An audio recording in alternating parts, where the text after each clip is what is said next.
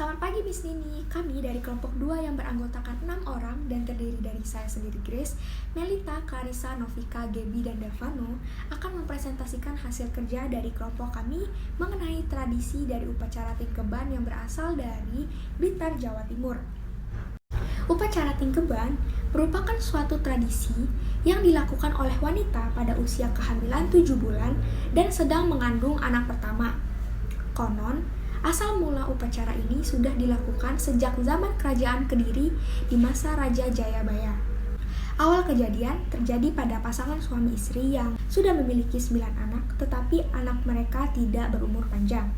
Lalu, pasangan tersebut mengadu kepada raja dan raja pun memberi petunjuk kepada mereka, di mana seorang istri harus mandi dengan air suci pada hari Rabu dan Sabtu dengan gayung tempurung disertai dengan doa. Lalu, setelah mandi, harus mengenakan kain yang bersih, dan wanita tersebut akan dijatuhkan 2 butir kelapa gading melalui jarak perut dan pakaian. Lalu, saat sudah hamil, wanita tersebut harus dililiti daun tebu wulung pada perutnya dan dipotong dengan keris. Kegiatan terakhir yang harus dilakukan adalah menjual rujak, dan yang harus membeli adalah ibu-ibu yang datang mengikuti upacara tersebut. Lalu, yang menerima uang adalah suami dari istri yang sedang mengandung. Makna dari upacara ini adalah untuk meminta keselamatan dan pertolongan untuk sang ibu dan calon bayi kepada Yang Maha Kuasa. Maka dari itu, masyarakat dari Jawa Timur menjalankan tradisi Tingkeban secara turun-temurun. Baik, selanjutnya tentang tata cara dan penyajian upacara Tingkeban Jawa Timur. Mengapa diberi nama Mitoni atau upacara Tingkeban 7 bulan? Karena upacara ini ditujukan kepada wanita yang tengah mengandung memasuki usia 7 bulan, dan angka 7 atau pitu artinya pitulungan yang berarti pertolongan. Upacara tersebut merupakan acara sebagai doa agar padanya pertolongan kepada wanita yang sedang mengandung agar mendapatkan kelancaran dan keselamatan dalam persalinan nanti. Berikut tata cara upacara Tingkeban. Yang pertama, proses sungkeman. Wanita atau calon ibu yang sedang mengandung melakukan sungkem kepada suami, ibu kandung, dan ibu mertua. Dan selanjutnya dilanjutkan oleh suami melakukan sungkem kepada ibu kandung dan ibu mertua. Setelah sungkeman, melakukan prosesi siraman. Calon ayah menyirapkan air yang berisikan mayang atau bunga jambe, daun andong, bunga kenanga, bunga mawar, bunga kantil, daun berangin, dan uang logam. Air tersebut ditampung dalam bak besar atau jambangan, dan alat yang digunakan yaitu tempurung kelapa yang masih berisikan daging dan diberikan tongkat. Siraman dilakukan sebanyak 3 kali oleh 7 orang secara bergantian, mulai dari calon ayah, ibu kandung, ibu mertua, nenek, kakak perempuan dari suami, kakak perempuan dari istri, dan wanita lain yang masih termasuk dalam keluarga dekat. Setelah itu, proses memasukkan telur ayam kampung atau brojolan. Calon ayah memasukkan telur ke dalam kain atau sarung yang telah dikenakan oleh calon ibu. Telur dimasukkan dari atas lewat dalam hingga melewati perut ibu, sampai telur tersebut pecah. Tujuannya agar pada saat lahiran diharapkan bayi yang lahir dapat bersalin dengan lancar tanpa ada kendala. Setelah proses siraman dan memasukkan telur, selanjutnya calon ayah membelah cangkir gading yang bergambarkan Arjuna atau Sembrada dan Kamajaya dan Dewi Rati. Jika bayi yang akan lahir adalah laki-laki, dukun akan mengatakan Yan Lanang kaya Arjuna, Yan Wadon kaya Sembrada. Jika perempuan adalah Yan Lanang kaya Kamajaya, Yan Wadon kaya Dewi Rati. Cengkir gading dijatuhkan dari atas dalam kain dan nantinya cengkir gading dibelah dan diusahakan dalam satu tebasan. Upacara dilanjutkan dengan berganti pakaian. Calon ibu mengenakan baju sebanyak 7 kali sembari diiringi dengan pertanyaan, "Pantas buatan Bu?" dan dijawab dereng pantas sampai pakaian ke-6. Lalu di saat pakaian ke-7 dijawab cocok wes pantas.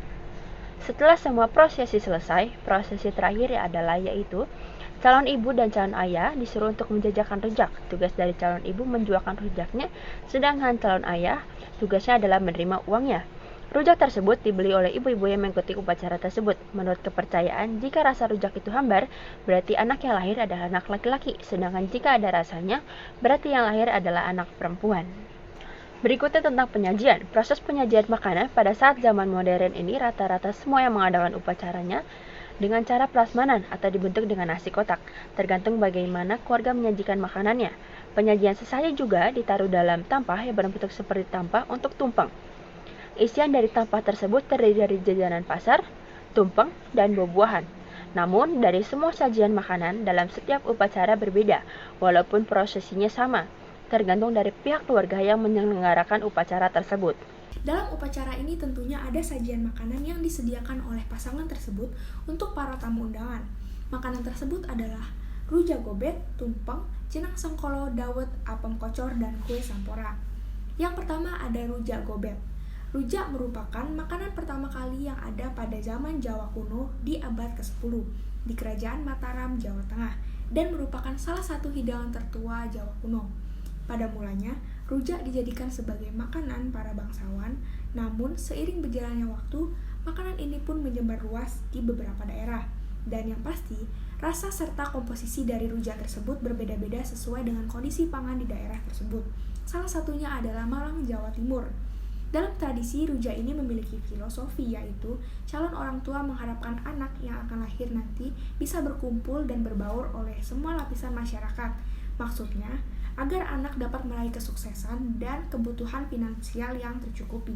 Bumbu rujak 900 ml air, 400 gram gula jawa yang diiris halus, 2 sendok teh garam, 1 sendok teh terasi bakar, 1 sendok makan asam jawa tanpa biji, 5 buah cabai merah keriting digerus halus, 3 buah cabai rawit merah digerus halus, dan buah-buahannya dapat sesuai selera seperti 200 gram bengkoang, 200 gram nanas, 200 gram pecit atau mangga muda, 200 gram jambu air, 200 gram babal atau nangka muda, 200 gram kedongdong, dan 150 gram mentimun.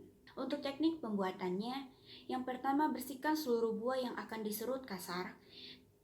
Kedua, siapkan panci, lalu masukkan air, gula jawa, garam, terasi bakar, asam jawa, cabai merah keriting, cabai rawit merah, lalu masak dengan api sedang hingga mendidih. Kemudian, siapkan sebuah wadah besar, lalu masukkan seluruh buah yang sudah diserut kasar. Lalu tuang bumbu rujak yang telah dimasak tadi, dan aduk hingga rata. Untuk karakteristik rasanya, rasa buah yang segar dengan bumbu rujak yang pedas, manis, dan asam, serta semakin enak bila dinikmati dalam keadaan dingin. Makanan selanjutnya adalah tumpeng. Pada mulanya, tumpeng digunakan masyarakat Jawa dan sekitarnya, termasuk Madura dan Bali, untuk membuat persembahan kepada gunung-gunung sebagai bentuk tanda penghormatan bahwa ada leluhur yang mendiami gunung tersebut. Nasi tumpeng memiliki paling tidak 7 jenis lauk yang diartikan sebagai pitulungan atau pertolongan.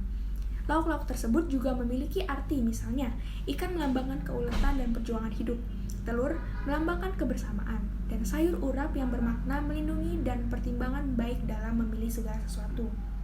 Tentu, dalam upacara adat ini tumpeng juga memiliki artinya sendiri, yaitu diharapkan agar memberikan kebaikan dalam kandungan sang ibu dan semuanya berjalan dengan lancar. Hidangan nasi tumpeng untuk 8 porsi. Bahan-bahan nasi tumpeng 600 gram beras, santan, 2 ruas kunyit, daun salam, daun serai, garam, air.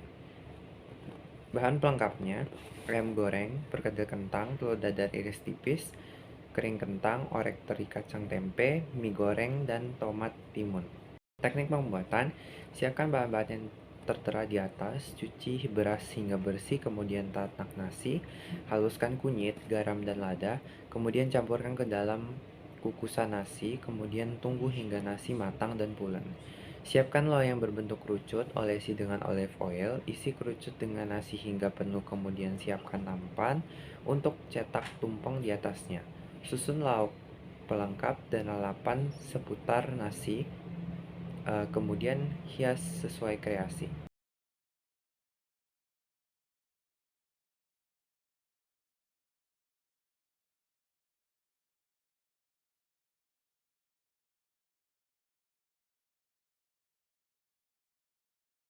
Selanjutnya ada jenang sengkolo atau bubur merah putih. Bubur ini pertama kali masuk ke Nusantara atas kebudayaan agama Islam di Jawa dan dijadikan sebagai sajian untuk acara pernikahan, lahiran, syukuran seperti Tahun Baru Islam, dan acara syukuran lainnya. Bubur ini bisa dinikmati setelah selesai membacakan doa-doa kepada Tuhan atas syukur yang telah dirasakan. Jenang sengkolo dalam upacara ini memiliki arti warna merah putih yang disimbolkan sebagai kehidupan yang baru karena bubur ini dianggap sebagai makanan yang dikonsumsi manusia pertama kali. Selain itu, masyarakat juga mempercayai bahwa simbol merah putih ini perlambangkan sel telur di tengah mereka. Warna merah disimbolkan bibit dari sang ibu dan warna putih disimbolkan dari bibit dari seorang ayah. Bahan-bahan yang diperlukan untuk membuat jenang sengkolo antara lain 250 gram beras, 200 gram gula merah, 100 ml air, 1,5 liter santan, 2 sendok makan gula pasir, 1 sendok teh garam, 2 lembar daun pandan, serta setengah sendok teh kapur sirih. Untuk cara pembuatannya yaitu, pertama cuci bersih beras, lalu rendam beras di dalam air selama 2-3 jam. Kemudian tiriskan sebentar. Setelah itu, masukkan ke dalam wadah yang lebih besar, tambahkan santan, daun pandan, dan garam. Masak dengan api sedang hingga mendidih. Sambil terus diaduk, masukkan gula pasir, masak sampai bubur halus, kental, dan meletup-letup. Ambil setengah bagian bubur putih, kemudian sisihkan. Untuk membuat bubur warna merah pada jenang sengkolo, larutkan gula merah ke dalam 100 ml air. Setelah itu, masukkan larutan gula dan kapur sirih ke dalam setengah bagian bubur lainnya. Aduk hingga rata dan meletup-letup, kemudian matikan api. Terakhir, siapkan mangkok, kemudian sajikan bubur merah di bawah dengan bubur putih di atasnya. Jenang sengkolo siap disajikan. Bubur putih pada jenang sengkolo memiliki karakteristik rasa gurih yang berasal dari santan, dengan tekstur bubur yang halus dan lembut ketika dinikmati. Sedangkan bubur merah pada jenang sengkolo memiliki rasa manis gurih dari gula merah dan santan dengan tekstur bubur yang halus dan lembut ketika dinikmati. Yang kelima ada apem kocor. Asal-usul dari kue ini berasal dari Arab, dari bahasa Arab, arfan atau aufun memiliki arti ampunan atau permohonan maaf. Awal mula kue ini bisa sampai ke tanah Jawa karena dibawa oleh Ki Ageng Gibrik sepulangnya dari tanah suci Mekah. Karena kue yang dibawa ke Jawa tersebut sedikit, maka kue apem tersebut dibuat ulang oleh istrinya dan penduduk menikmati kue tersebut. Dari situlah kue apem mulai dibuat oleh orang Jawa. Makna filosofis dari kue ini adalah sebagai manusia diharapkan selalu memaafkan kesalahan orang lain. Bahan-bahan untuk membuat apem kocor antara lain 300 gram tepung beras, 100 gram tepung terigu, 250 ml santan, 250 gram gula merah, dan sejumput garam. Untuk cara pembuatannya yaitu, pertama-tama masak santan dan garam hingga mendidih, kemudian dinginkan. Kemudian campur tepung beras dengan tepung terigu, lalu beri santan yang telah didinginkan sebelumnya. Selanjutnya campur hingga rata. Panasi wajan pencetak apem yang terbuat dari tanah liat. Kemudian olesi wajan dengan sedikit minyak atau boleh juga dengan margarin. Tuang adonan sebanyak 1 sendok sayur, kemudian tutup dan masak hingga matang. Dan bagian bawah apem berwarna golden brown, dan bagian atas apem sudah tidak memiliki adonan yang masih cair lagi. Masak gula merah dengan 100 ml air, kemudian dinginkan. Dan apem kocor siap disajikan dengan gula merah. Apem kocor memiliki karakteristik rasa yang manis gurih dari santan dan gula merah, serta memiliki tekstur yang lembut dan kenyal ketika dimakan. Selanjutnya ada dawet. Dawet merupakan minuman yang berasal dari tanah Jawa yaitu Banjarnegara. Namun seiring berjalannya waktu, orang menyebutnya dawet ayu. Asal-usul dawet ayu ini memiliki beberapa versi yang berbeda. Salah satunya adalah terdapat cerita bahwa pedagang dawet generasi yang ketiga dari abad ke-20 ini memiliki paras yang sangat cantik. Di Jawa, ayu artinya cantik, maka dari itu orang menyebutnya dawet ayu. Dalam upacara tingkeban, minuman ini kerap disajikan. Bahan-bahan 250 gram tepung beras, 50 gram tepung maizena, 50 gram tepung hongkwe, 1 bungkus agar bening, setengah sendok teh garam, setengah sendok teh kapur sirih, daun pandan secukupnya, 1250 ml air. Untuk bahan kuahnya, 250 gram gula merah, 200 gram gula pasir, 1/3 sendok teh garam, 350 ml santan kental, 500 ml air, dan 2 lembar daun pandan. Untuk teknik pembuatan dawet, pertama bersihkan dahulu daun pandan yang akan digunakan, lalu diiris, kemudian berikan sedikit air saat di blender, dan disaring untuk diambil air pandannya. Kedua, siapkan frying pan, lalu masukkan bahan-bahan seperti tepung beras, tepung maizena, tepung hongkwe, 1 bungkus agar bening, garam, kapur sirih yang telah dilarutkan dan disaring, lalu masukkan air daun pandan, dan supaya warnanya lebih hijau, tambahkan 2 tetes pewarna makanan hijau tua, serta tambahkan air. Kemudian diaduk untuk meratakan semua bahan, lalu dimasak hingga matang mengental, dan harus terus diaduk. Siapkan wadah yang berisi air es, cetakkan dawet di atasnya, dan mulailah mencetak. Setelah dicetak, pindahkan dawet tersebut ke wadah lain. Untuk teknik pembuatan kuah dawet, Pertama-tama, iris tipis semua gula merah, siapkan panci, dan masukkan gula pasir, gula merah yang telah diiris, air, garam, dan masak bahan-bahan tersebut hingga larut. Lalu masukkan daun pandan yang telah diikat. Bila telah mendidih, masukkan santan kental dan terus diaduk hingga mendidih, lalu saring kuahnya dan dapat langsung disajikan. Untuk karakteristik rasa, dawetnya memiliki tekstur yang kenyal dan lembut, terasa aroma daun pandannya, serta dengan kuah yang manis dan sangat cocok dihidangkan dalam keadaan dingin. Dan yang terakhir adalah kue sampora. Kue ini awalnya merupakan kue tradisional Jawa Tengah yang sudah lumayan langka di zaman yang sekarang. Kue ini umumnya diberi warna kemerahan pada bagian atasnya dan putih di bagian bawahnya karena merah putih yang digunakan untuk merayakan Hari Kemerdekaan. Namun seiring berjalannya waktu, kue ini juga dipakai oleh orang Jawa Timur pada tradisi tingkeban ini. Bahan-bahan untuk kue sempor: 500 gram tepung ketan, setengah parutan kelapa, 1 sendok teh garam, 3 batok gula merah, 1 gelas air, dan daun pisang. Teknik pembuatan: letakkan tepung ketan ke dalam baskom yang dialaskan plastik. Campurkan parutan kelapa dan garam, aduk rata, kemudian masukkan air sedikit demi sedikit agar tepung tidak menggumpal. Kemudian bungkus dengan daun pisang, masukkan adonan ke daun, dan masukkan gula merah ke dalamnya. Kemudian tusuk adonan yang dibungkus menggunakan lidi. Kemudian kukus selama 15 menit hingga matang. Karakteristik rasa dari kue sempor ini memiliki tekstur kenyal yang berasal dari tepung ketan dan memiliki rasa yang manis yang didapat dari santan dan gula merah. Berikut adalah hasil analisis SWOT dari tradisi tingkeban. Strength, kekuatan. Warisan turun-temurun oleh masyarakat Jawa. Tradisi tingkeban merupakan tradisi warisan turun-temurun oleh suku Jawa yang akhirnya menjadi budaya khas masyarakat Jawa, salah satunya Jawa Timur. Pelaksanaan tradisi ini dipercaya masyarakat supaya proses kehamilan hingga lahiran berjalan dengan baik. Budaya tingkeban dilestarikan bahkan oleh pemerintah.